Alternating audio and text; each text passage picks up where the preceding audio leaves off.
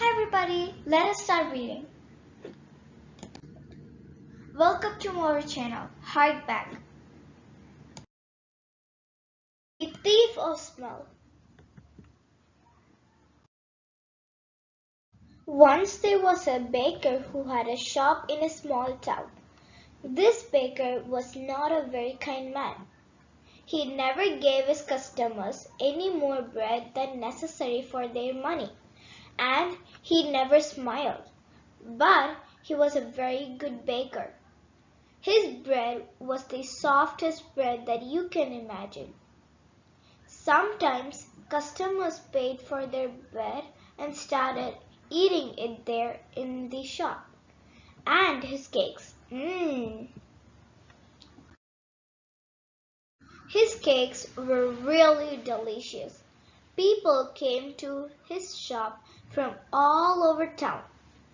When they walked down the street, they smelled the baker's wonderful bread and his delicious cakes, and they walked right into his shop. But not everyone came inside. Some people just stood outside the shop, smelling and looking in through the windows. The baker didn't like this. Their stomachs are full of the smell of my bread. I'm giving them a free lunch, and I get nothing for my hard work, he said to himself. Perhaps there is some way to put those delicious smells in bottles. Then I can sell them just like I sell my bread. One winter morning, very early, the baker was in his shop, making bread.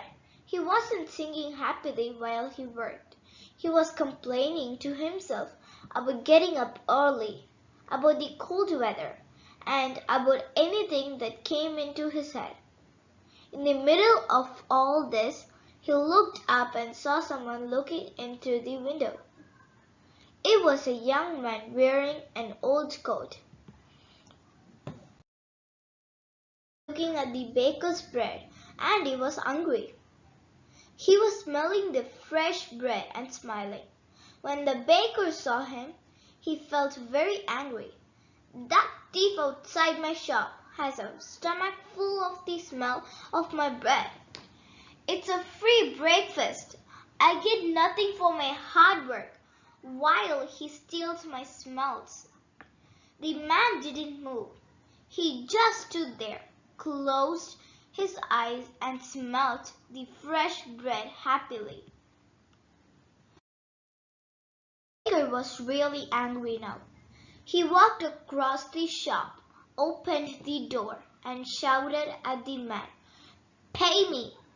"Pay you for what?" asked the young man in great surprise. "For the smells that you have stolen," replied the baker. "But I have stolen nothing. I'm only smelling the air." "Air is free," said the hungry young man. "It is not free when it's full of the smells from my shop," replied the baker. "Pay me now, or I will call the police." When the young man didn't pay, the baker took him by the coat and pulled him through the snow to the judge's house. On the door. After a long time, the judge opened the door in his nightclothes. He looked at the baker and the hungry young man standing outside in the street. It was 6 o'clock in the morning. What could be so important so early in this day? "This man is a thief. He stole the smells from my shop," said the baker. The judge was surprised, but all he said was, "Come in and tell me your story. But first, give me time to dress myself." He went back into the house. After a few minutes he came back, and he took them inside. All sat down together around a large table.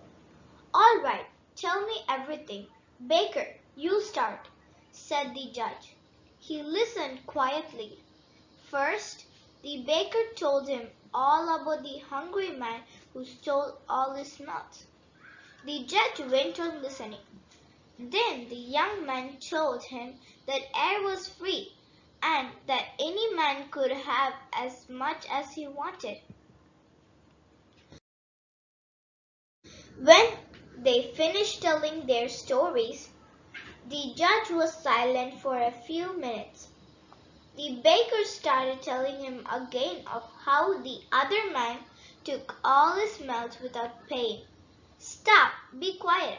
I have decided what we will do, said the judge. Young man, do you have any money? The young man put his hand in his pocket and took out a few coins. He showed them to the judge and said, Sir, this is all the money that I have in the world. Give those coins to me, said the judge. The young man put them into the judge's hand. I have listened carefully to both of your stories, began the judge. It's true that the smells were coming out of the baker's shop, and these smells belong to the baker. And it's also true that this young man took those smells without paying for them. And so I say that the young man has to pay the baker for the smells that he took. The baker smiled. Perhaps for the very first time in his life, he held out his hand at once for the money. But the judge didn't give him the coins. Baker, listen carefully, he said. He shook the coins in his hand, and they clinked together. That can pay for the smells, he said to the baker. Give me my coins, sir, said the baker, not smiling anymore. No, said the judge, and I have decided that the sound of money is the best way to pay for the smell of bread. And with that, he gave the coins back to the poor young man and told him to go home. The baker hung his head. Even he saw how foolish and greedy he had been. The moral of Thief of Small story is always treat people fairly and honestly. Thank you. Like, share and subscribe to our channel.